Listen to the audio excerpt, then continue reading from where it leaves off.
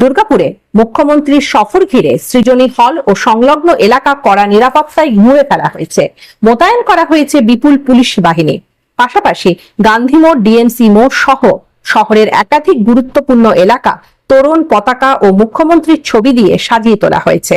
দুপুর 2টো থেকে সিটি সেন্টারের সৃজনী প্রেক্ষাগৃহে পূর্ব বর্ধমান, পশ্চিম বর্ধমান, বাঁকুড়া, বীরভূম এবং পুরুলিয়া এই 5টি জেলার প্রশাসনিক আধিকারিকদের নিয়ে বৈঠক করবেন তিনি।